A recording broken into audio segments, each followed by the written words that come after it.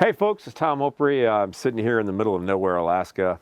I'm actually with Nate Turner, a subsistence trapper and an outfitter. One we could say he's a subsistence outfitter. And we're working on the wildlife conservation project, Grizzly Bear. And we're sitting on the front of his front porch here. This is a handmade cabin. And we're in I guess we're in this refuge called Nate, how do you pronounce this name of this refuge? It's the Nowitna National Wildlife Refuge. Okay, Nowitna. Okay, and where in the world would that name come from?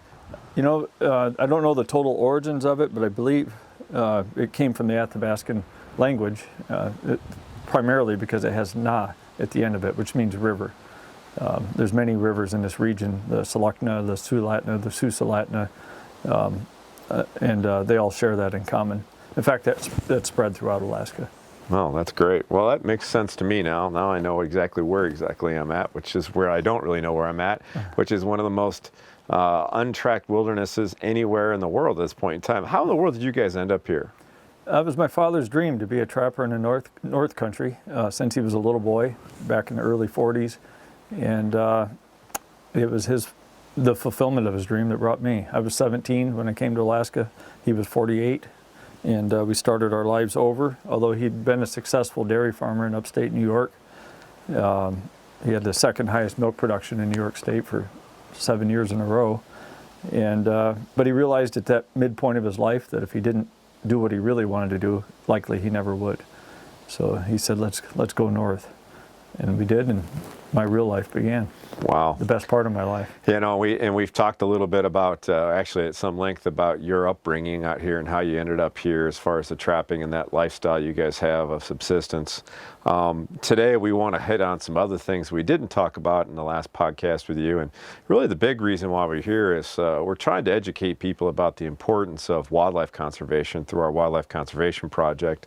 And Nate, your experience in dealing with Mother Nature and interacting with it on a daily basis. I mean, you live off the land. You know, we're trying to tell the story of the grizzly bear. There's a lot of misinformation out there. There's just not a lot of information, period, out there for the general public. And our goal is to educate these folks so they understand really what's going on. So at the end of the day, when they have a chance to make a decision where they want to fund the Humane Society of the United States or PETA or the Center for Biological Diversity, I mean, all of those organizations are what I call the Antichrist of wildlife conservation. These organizations are more interested in raising money to pay armies of lobbyists and lawyers wearing $500 getting $500 haircuts and wearing Armani suits so they can go trudge around in federal courts and make themselves look big and powerful. And unfortunately, on the ground out here, like here in Alaska, you know, the victim of their efforts is not people, but it's truly the wildlife and the habitat it lives in. And Nate, you're kind of uniquely positioned to deal with these issues. You know, we're out here working on the Grizzly Bear project, and you are on the game board appointed by the governor of Alaska to help set the seasons and quotas and even the cost of licenses. I mean, you're in a pretty powerful position. Explain to me, you know, how that works with what we're dealing with here with grizzly bears. I mean, how does the game board view grizzly bears? You know, I'm one of 7 members, and we're all appointed by the governor. We're vetted by the legislature. We're appointed for 3-year terms. One slight correction, the legislature sets the cost of hunting licenses, but you're correct that we regulate the season lengths, bag limits, and set policy for the Alaska Department of Fish and Game. How does the board game view grizzly bears? I think we have a tremendous amount of respect and admiration for what is really one of the most beautiful and impressive predators in North America. There's a lot of news, especially in recent years, that's gone out that the Board of Game is somehow against predators in Alaska. If you actually attend our meetings or listen to the archives of online comments and board meetings that we've made, you find it to be quite the opposite. We love these animals. We deeply respect them. We recognize their place and their role in the landscape and the naturally functioning order of the wild places. But we view them just as all other animals that where humans have an impact on the land that need to be regulated, because it can cause disturbances throughout other areas if you don't. And there's a lot to discuss about that. For example, someone might say, well, why do you need to regulate them in wild places? Really, truly remote and wild places where there are few or no people, such as where I live. And I'm happy to talk about any of those topics. Yeah, I mean, we're here. We're obviously want to educate people about grizzly bears. I mean, we're in literally millions of acres. Your guide area is over 1 million acres alone. And this refuge complex that part of your guide area is in encompasses, literally 10 plus million acres. And this is true wilderness. I mean, it's a vast area. There's no roads around here. There's very few villages. There's really not much for a town or two here and there. And really, the only way to get anywhere is to float down the rivers or get in a float plane or in a Super Cub with Tundra tires. What is the impact on grizzly bears by humans in this part of Alaska? Essentially zero. If you go through the sealing records and the harvest data by the Alaska Department of Fish and Game, you'll probably find in the area that I'm most familiar with, which is probably around 4 million acres in this region that I'm pretty intimate with, I would doubt that there's more than 1 or 2 bears taken per year. On the scale of percentage of the bears population, it's a fraction of 1%. And so they're essentially unharvested. So these bears really don't have much of an impact. Now, obviously you're in the woods here a lot. Of course, during trapping season, usually there's not bears out there to deal with. But you're here in the summer getting ready for trapping season. You're here during the hunting season, and obviously you have issues with bears in camps. What are some of the bear conflicts you have with these bears that really have no real harvest going on? The risk that humans face in this region from bears is just mostly being in the wrong place at the wrong time, running into the wrong bear at the wrong situation. Generally, they leave us alone and we leave them alone. But if a bear does find a camp and finds interest in it, they'll find a way to get into your cabin. And if a bear ever goes into your cabin, he will always go into the next cabin he finds. They love these mysterious boxes that sound hollow, and they have to see what's inside. So we've had a number of cabins over the years where they've gone through the front door and flattened everything inside the cabin or such things. But we're fairly tolerant of it. The only time we have a problem with a bear is if they're truly destroying our personal equipment or posing a risk. Like for example, my children who play all over this area around my cabin. If I know there's a grizzly in the area and he keeps coming back, we keep a tight rein on the kids, and if we have to, we'll deal with the bear. So we view them as cohabitants, really, not really the enemy in any way. But there are times that you do have dangerous situations with them.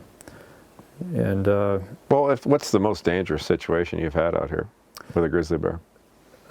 Certainly surprising them. We've been floating down the rivers looking for moose and come around the corner and there's a grizzly, and there's a number of times they've done what we call false bluff charges at us. They're huffing, pounding the ground and galloping at you all at the same time.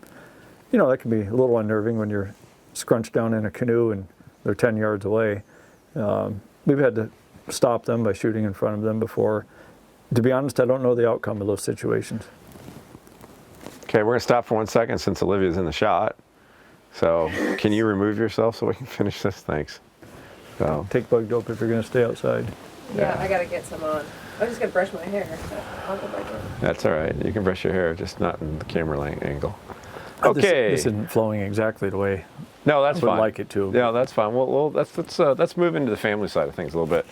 We're in this cabin, and you've talked about the potential of protecting your kids from grizzlies if there's a grizzly around here causing issues. But, the fact that you've got your kids out here in the middle of nowhere, why is that occurring? I mean, why aren't these kids in some school somewhere in town?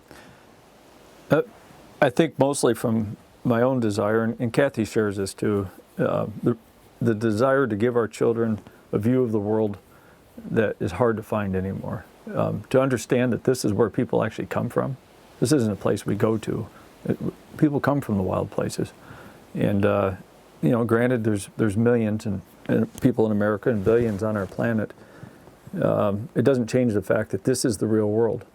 No matter how big our cities get or how fancy or how disconnected people become through modern technology, there has to be a point of origin. And we want our children to have it impressed upon them that whenever they're in the wild places, they're most at home. And if you do that during the earliest years, I think it'll have a huge impact on their lives. When life gets too stressful, too busy, I think this is the place they'll seek for recentering. And I think that's a gift that we can give our children. I hope so, anyway. Yeah, don't worry about that. The light's off. So, anyways, yeah, we had a light here go a little hunky-dory on us there. Anyways, well, you know, that's fascinating. So basically, you're creating a lifeline for these children so that, you know, if the big bad world out there gets to be too much for anybody, they can go back to their roots, which really is the roots of every human being out there, no matter who you are or where you're from or what you think religiously or otherwise. The wild places that we have, that's where humans have always been for literally thousands of years. And yeah, I certainly see that that could be real helpful, a great coping mechanism for your kids. But I mean, you guys live off the land here. I mean, this is, there's no going to 7-Eleven or McDonald's or going to the grocery store. I mean, what are some of the skills that you hope to impart upon your kids as they're growing up out here? You know, the most important gift, I think, or skill that anyone can learn in the wilderness is a ready teacher of this, is to be comfortable with yourself. Most people live, I don't mean to be disparaging in any way, but most people live artificial lives. We assume the identity of some movie star or some model in your community, but oftentimes people have a hard time understanding who they really are. And the wilderness strips that away. All the facades fall to the side. And when you're faced with cold, dark, maybe a little bit of suffering, if you will, like 500 mosquitoes biting you when you're trying to talk to somebody, you have to just accept reality for what it is. You can't run to your imaginary shelter. You become a stronger person, and I think that's one of the primary values of being connected to the wild places and the natural elements. So these kids, they think nothing of jumping in a cold lake and going swimming. Where even I'm like, come on, guys, it's a little crazy. They're out doing what millions of kids used to do, and many, if not the majority, still do. They're playing with sticks and dirt and rocks and building forts. And you learn to become strong. You learn to become tolerant. We live in a one-room cabin. There's 6 of us that live in this cabin. The children are lined up in a row above Kathy and I, sleeping sideways in a very big bed, and we did it very intentionally. Partly because of the limitations on what we're allowed to build here. It's a permitted camp through the Bureau of Land Management and State of Alaska and stuff like that. But also, that's where you learn to be tolerant. You have to share tight spaces with people, and those are little things. The other thing is homeschooling. You know, I think a lot of the educational programs in America today, frankly, my wife and I both feel that they're not really instilling the core values in children, the ones that really matter in life, about giving skills and teaching a person to be objective. It seems that objectivity is being almost eradicated in America anymore. People are asked to choose sides even as children now. Yeah, well, this is obviously that the sides they have to choose here are, you know, it's Mother Nature or nothing else. I mean, there is really no other choices out here. You learn to survive, or you pack up and go home, I guess. But this is home, so there's no place to pack up here. So, you know, if people are interested in coming out in this part of the world, I mean, you know, if they're motivated to do that, what do you think they would get out of, you know, at least spending some time in these types of wildernesses? Is there something personally you think that they could get out of this that might help them in their lives? Absolutely, Tom. You know, I've been guiding hunters for 20 years. I've been personally involved in the wilderness trips of a couple hundred people over this time, and nearly all of them, at some point in the middle of a 10-day trip, something changes. They calm down. They start forgetting about the stresses of their life, the burdens of daily life at home, and the challenges of making a living. And they start really connecting to the land. And it's in part why I do it. It's an important part of my ability to make a living, but there's other ways to make money in life. Not many in the wilderness, but I find great enjoyment in helping people reconnect with the land. I've had many people tell me when they left after 10 days, 14 days in the wilderness that it was the most meaningful trip they've ever had in their life. And it wasn't necessarily because of the services I provided them or even what they saw, but it was that recentering that the wilderness provides for people. It's almost like a reset button for your life and get you back down to a good solid foundation so that when you head back out into civilization, and I've noticed this in the many travels I've done also, is all of a sudden you're just much more aware of your surroundings when you get into civilization. You see a lot of things that, because you see it so much and it's thrown in your face, you just kind of gloss over it. Yeah. But after spending all this time in the wilderness and getting out there, even just walking off the airplane, you see things in the gutters you never saw before. You see signage you never remember seeing, and you've driven down this road 100 times in the last 2 years. Yeah. I totally agree with you on that. I mean, wilderness is it is healing. It is it's a very spiritual experience to be here, and that's one that mankind has lost, and that's a big part of the Wildlife Conservation Project, and also our supporters from the Shepherds of Wildlife Society, and we're really happy to promote the Shepherds of Wildlife Society. I mean, their whole goal is to educate children and other people about the importance of wildlife and habitat conservation, and they're working on some incredible educational materials, and I know that we're planning on creating some stuff about subsistence lifestyles with you, Nate, and your family that'll be a part of that educational tracks that they're putting together that are going to schools. So, you're going to be famous all over the world. People are going to remember Nate the Trapper, an outfitter, and the guy who was really maybe one of the last guardians of wild places. I hope not, Tom. I hope I'm not the last. And I know other families young families that are doing similar things as my wife and I are, and my father and his wife. It's a family thing. It's the closest thing in modern times, I think, to the old agrarian way of life. We're utterly dependent on what the land provides to us. We're thankful for it. And to be honest, I think if we ever stopped being thankful, we don't deserve it, the bounty of the land. But in consequence to that thankfulness, we also feel an obligation to give back, and however you can. It's hard to give back to nature broadly, but we can try to give back to the understanding of people of the value of wild places, and that it's okay to be there. That's a message that's lost today. Today, it seems, many times humans are viewed as the intruder upon wild places, and that's the farthest thing from the truth in my experience. Well, ultimately, we are the top of this entire circle of life, and we've been integrated into it and have an impact on it, regardless if we live in big cities or we're out here where you're at in this wilderness setting. I mean, we make decisions every day. Human beings make decisions every day that have either positive, negative effects on wildlife and habitat and these wilderness areas. And we hear about people that talk about preservation versus conservation. And conservation meaning, wise use of the land and taking care of it in perpetuity, whereas preservation means nobody is to touch anything. It's to stay, landlocked. But that's not man's place in the world when it comes to wild places. And I think you guys prove that beyond a shadow of a doubt, that being here and interacting with the wildlife. I mean, otherwise we don't have any idea what's going on out here. If we don't have hunters out there, if we don't have trappers, if we don't have people recreating and spending time in or living in that wildland interface, then who knows what's going on out here, and who's out here to take care of it, watch it, and protect it from potential dangers that could come from other actions that humans create, whether it be land development. I'd hate to see a highway come down your backyard.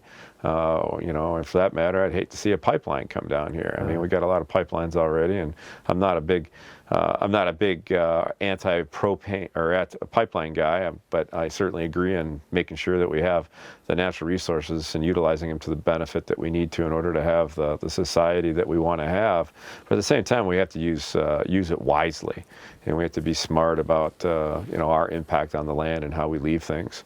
And I feel the same, Tom. Alaska has a history of small mining efforts. It's one of the earliest causes of influx of people to this state, and I have a tremendous amount of respect for it, and I hope it continues. But the big mega projects and the idea that we need to build roads to the last corner of Alaska, those are not good ideas to contemplate for somebody in my perspective, because you build a road to access a remote mining area. They don't roll it up and put it away when they're done. It's there forever. And roads and houses are the end of the wild places. And I think generally we're aware of that throughout the world. I think most Americans are aware of it, but it's also misrepresented at times. People portray it as though it's over with, it's done. There are no wild places. We actually have a lot of wild places in America still, and our government's done right to protect some of those. And personal advocacy from individuals is also crucially important. And I'm not talking about putting people out of business in any way. Just do things smart, minimal impact, get the greatest benefit from it, and leave it as untouched as possible.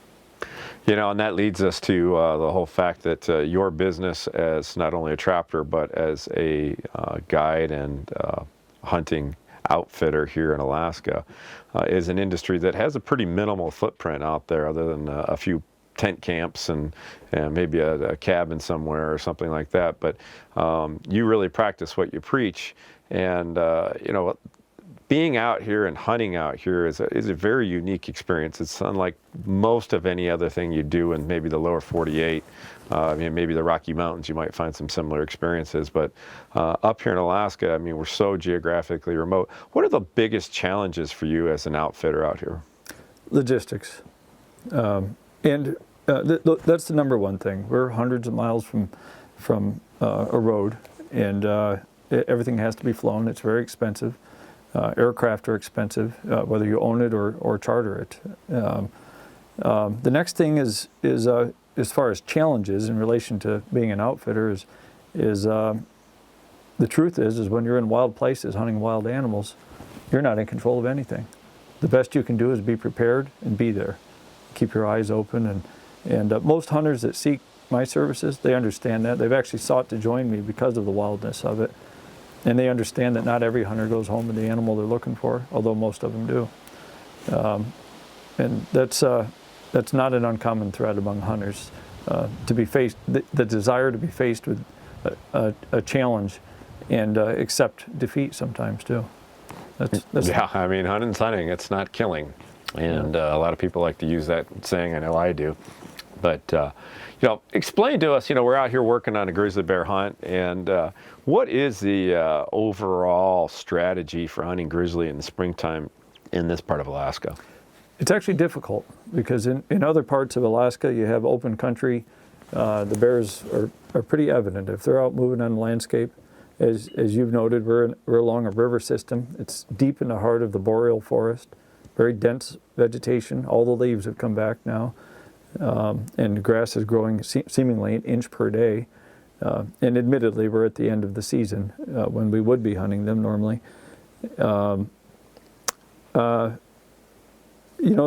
bears are thinly spread across the landscape, grizzly bears in particular.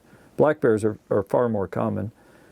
So when you're seeking a grizzly, you either have to be at a point that they're interested in for some reason, or you have to expose yourself to a lot of country to increase your chances of stumbling into them, if you will. The bears come to the rivers because life is along these rivers. That's where all the waterfowl are. The fish travel in the fall time, and even now. And their greatest chance of finding a meal is near the water. So the bears, they take advantage of that. So that's why we're hunting by canoe and just quietly floating. Sometimes we'll imitate the dying sound of a moose calf, for example, to help get their attention and maybe bring them out of the brush if we happen to be going by them, because that's what they're primarily doing right now. They're eating moose calves and mating. This is the mating season for bears. As you've noted, Tom, probably in the last few days we've been together, we've seen a good number of black bears, several of them in response to the sound of a moose calf dying, and others we just happened into. We pulled in one spot to take a quick break with the canoe, and two bears were sitting there watching us. The grizzly's been a little more elusive on this hunt, though. We found lots of tracks. Found lots of big tracks. Just haven't quite found the elusive big boar grizzly. But I mean, explain to me some of the sizes of these tracks and how they relate to what we're actually seeing on the ground, what's actually here. You know, I'm not an expert on the smaller tracks. I just know when it's a young animal. But in the interior, you know, essentially in Alaska as a whole, there's 3 types of brown bear: the Arctic grizzly, the interior grizzly, and the coastal brown bear. And in the Arctic, a 7 to 7.5, possibly even an 8-foot bear is a really big bear. As a rule of thumb, his track, if he were a 7-foot bear, would be less than 6 inches, or around 6 inches, you could say. Here in the interior, you know, 7 to 8.5 foot is a really big interior bear, and occasionally you'll find one that's remarkably bigger. And again, if you're looking at an 8-foot bear, a 7-inch, 6.5 to 7-inch track is what you're going to find. Coastal brown bears, this time of the year, what most people are seeking are a 9 or 10-foot bear. A 10-foot bear is going to have an 8-inch to 8.5-inch track across the front pad, left in the mud, for example. You know, I've been speaking north to south, Arctic, interior, and coastal for a reason. And the reason that these bears vary in size is largely due to food abundance. And the coastal brown bear is one happy bear. He has a lot of fish to eat. In the interior, it's a mixed diet. You know, they rely heavily on berries and predation of moose and caribou, adults and calves. Grizzlies primarily kill the adults. Black bears take the calves. The numbers are roughly less than 50% of moose calves survive the first 6 weeks of their life due to predation, largely by black bears. So you know, the bear tracks we're seeing here, I mean, 7, 8 inches maybe? Mm-hmm. What does that represent? What are the size of the bears that are actually traveling along this river we're hunting? Yeah, I think 50% of the tracks we've seen so far are actually remarkably big bears, 8 foot plus. There's one of them I think may have even been a 9-foot bear. He showed up several places. We keep finding empty tracks. We're looking for full tracks at the moment. But they're fresh, and we're doing a dance right now. We're floating down the rivers and creatively trying to get back to the headwaters without driving back through it to alert the bears to our presence. It's a lot of work to find a bear in wild places, and I think that's even why your wife Olivia joined me. In part was knowing that she was going to do something that was very difficult to do, to find and meet a grizzly on his terms, not her terms. Yeah, it's not. This is not a simple endeavor, as you said. Just the logistics of getting here. Then once you're here, the different plans you have to make, the different river systems, and because we have access to a float plane, we're able to, you know, obviously at the end of the day, once there is no hunting for us to do, we can get up on the plane if we can get to it and fly up another river and get to another camp and float down. So there's been some pretty good. We covered a lot of ground. I mean, literally tens and tens, if maybe hundreds of river miles at this point in time. And we've got one more day to go here, but we've had an incredible experience. We've been able to see this country that few people see, been able to see your lifestyle and how you're raising your family and how you guys make a living subsisting off the land. That trapping and hunting, outfitting, guiding lifestyle is very unique. And of course, you are directly interfaced with Mother Nature every day. And not many people can claim that, and that's one of the most fascinating things about this. You know, I really want to know a couple of really deep thought questions from you. And coming from someone who has this background we just mentioned, why do you hunt? Why do I hunt? It's a great question. I think it's an misunderstood topic in America. It's easy to misportray because it involves taking the life of another, and instinctively humans are a bit afraid of death of any kind. So it's easy to portray the hunter as someone who's seeking to cause harm or death. I've heard it said by dozens and dozens of the hunters that I've guided over the years that the moment that you take the life, it's almost an anticlimax to the experience, and there's often a somber moment. I've seen grown men with tears in their eyes trying to hide them from me, with the depth of emotion that runs through them at that moment, in appreciation of the animal that they've taken. Why do I hunt? Because it's necessary to really live from the land. On one hand, there's very limited ways to make a living from the wild places, and we trap in the winter months, and the country is full of big game animals. And to me, it was just a natural extension to help others enjoy this experience, and of course, earn a living from it while I'm at it. If I didn't feel good about hunting and helping others take the lives of these animals, I wouldn't do it. And what I mean by that is I don't find enjoyment in the death of the animals, but I do find the enjoyment that I spoke of a few minutes ago about helping people reconnect with the land. And to be honest, I don't know if you can fully understand life if you've never seen death. I think most people, not that long ago in America's history, grew up on dairy farms or ranches, and where death is part of it. You watch the life cycle of the animals that you care for, and most people are so disassociated from that anymore that they don't realize even the extent or the vulnerability of their own mortality in some ways. To be in the natural world is both living and dying. I'm surrounded by death. It has nothing to do with me. I find dead animals all the time floating in a river or whatever. We just saw a swan the other day, a gracious, beautiful animal that for some reason had damage to his head and was limping and wounded, and we came back by 2 days later and there it was, expired on the riverbank. That's part of life. So why would I not hunt is more of an appropriate question for me. That's all I can say. There's a lot more to say, and this is a segue. I know I didn't answer that fully, so. Well, that's great. No, I mean, you hit some key points there that are common that we talk about, as wildlife conservation has evolved since Teddy Roosevelt's North American wildlife conservation model, where the wildlife is owned by the people here in North America, specifically in the United States and Canada, and the management of those hunting, through hunting, those $100 that are raised for licenses and permits and fees, and also federal excise taxes off the sale of firearms and ammunition and archery products goes right to all 50 states fish and wildlife departments, and they use that money to pay the salaries, to pay for the biological reviews, to come up with good scientific approaches to managing these animals so that they'll live in healthy populations in perpetuity. I mean, that's really what we're funding, and that's what we want to see exist.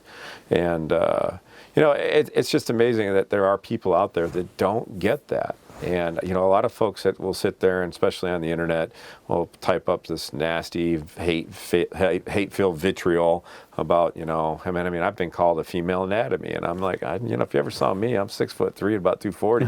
I don't resemble the female anatomy, not myself, my looks, or my actions. But my point is that we have these people out there that really just, as you alluded to earlier, just because they're disconnected. Unfortunately, the best word out there is that they're just really ignorant to what really goes on. Mm-hmm.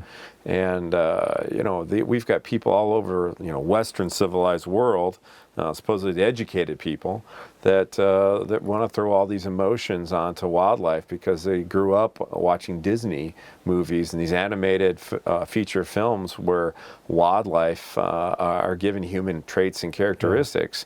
And and you've talked about some of that this week, this 10, 12 days we're out here in the wilderness, that some of the animals you deal with, I mean, let's be honest, folks, they have feelings, they have emotions, they care for their young. But at the end of the day, they're out there killing stuff in order to survive, just like we are. We are part of that circle of life. Getting back to these people that don't really understand, I mean, what would you say to them to make them understand how important it is that we have to place wildlife, we have to hold it very high, and we have to take care of it. I mean, to be good stewards of the land. How would you explain to these folks out there, what is the best way, and why should we be stewards of the land? Well, we have to be stewards, in my view, and I know some in this camp in particular that you're describing, some take offense to this, But we have to be stewards of the wildlife and the wild places in America. I'll just speak generally of America, although it's true for the world, because we have an impact on the land wherever we are. It's evident in the lower 48. I don't know the numbers these days, but I believe 40%, 30-40% of the development that's happened in America has happened over the last 50 years. Most of the roads and housing and stuff like that. We're certainly having an impact in wild places. And, to be honest, I don't know that anybody's really paying attention to wild places and wild animals. I mean, I'll back up. I don't know that anybody's really paying attention to the wildlife populations on an intimate level other than professional biologists and land managers and the hunters who are seeking these animals. We have a responsibility to make sure that we mitigate any impacts to wild places. That's why you have seasons and bag limits for animals and focused harvest efforts to try to keep balance where in some situations humans have caused imbalance. That may be less true here in Alaska because of the vastness of the wild spaces, but there's two reasons why people should be allowed to hunt. One is the need for wildlife management. It's a very necessary role, and you'll hear this over and over again from professional wildlife managers, that you need the hunter and the trapper to help keep balance in the majority of places in America. The other thing is opportunity.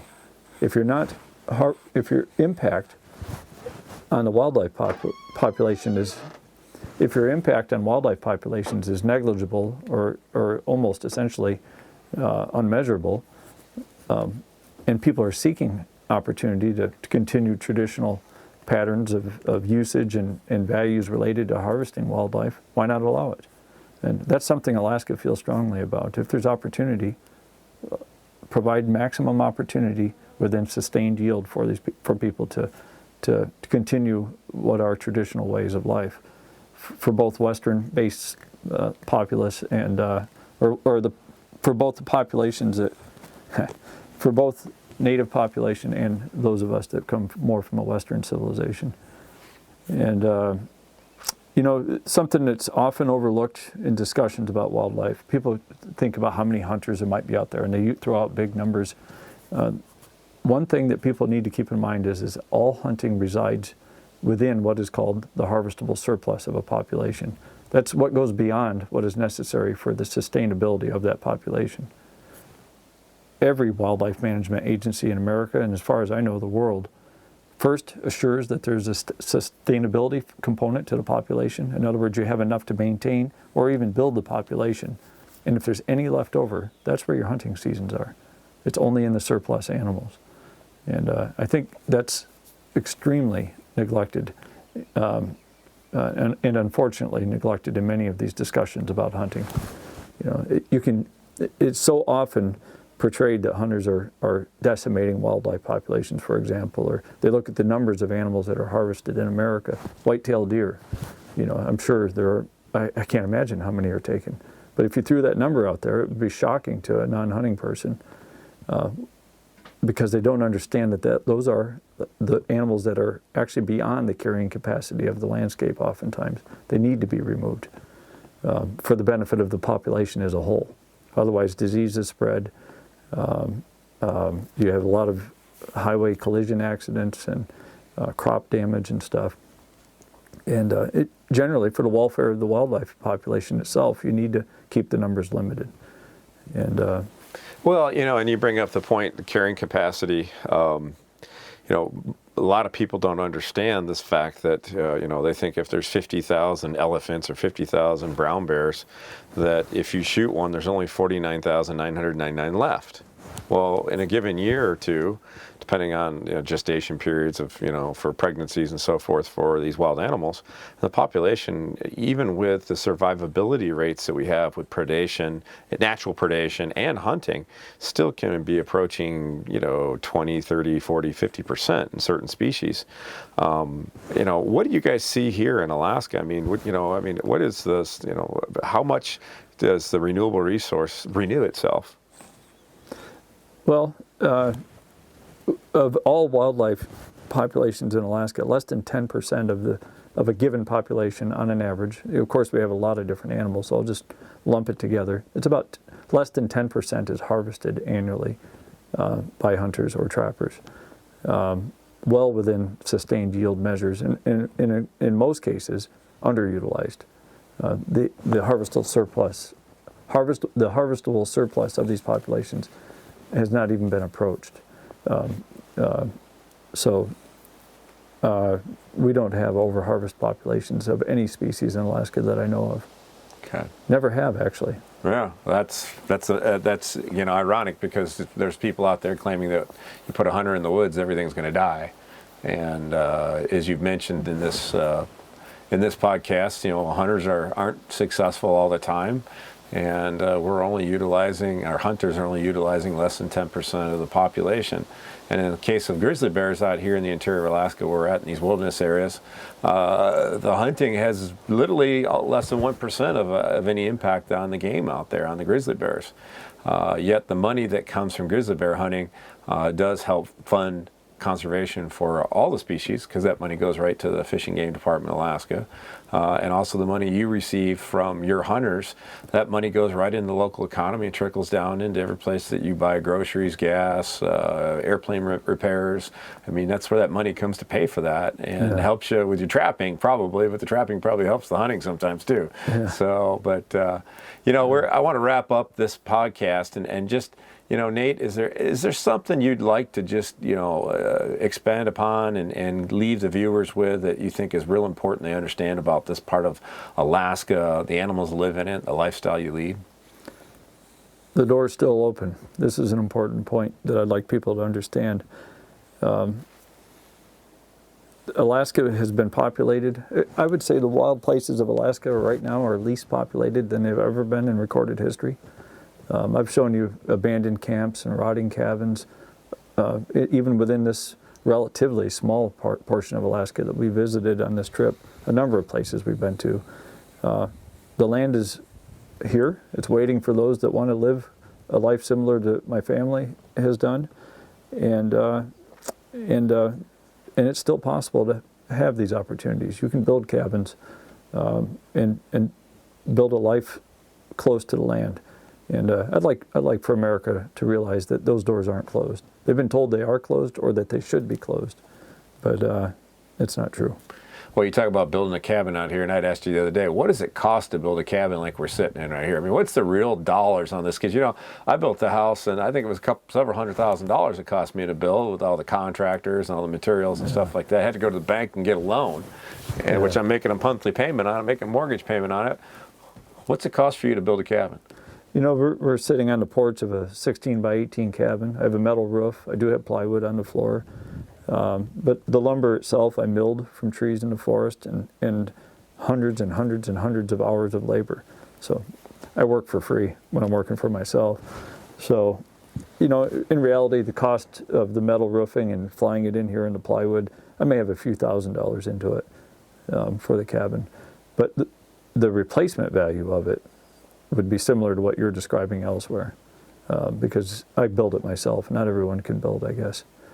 So, but yeah, I have many line cabins along my trap lines that maybe only cost me $100 to build, but doing it at 30 below and trying to keep your fingers from freezing at the same time, there's another cost you pay.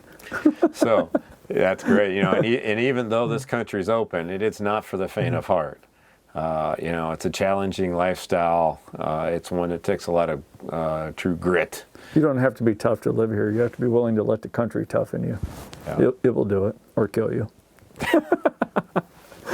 Well, folks, let's go ahead and end today's podcast on that.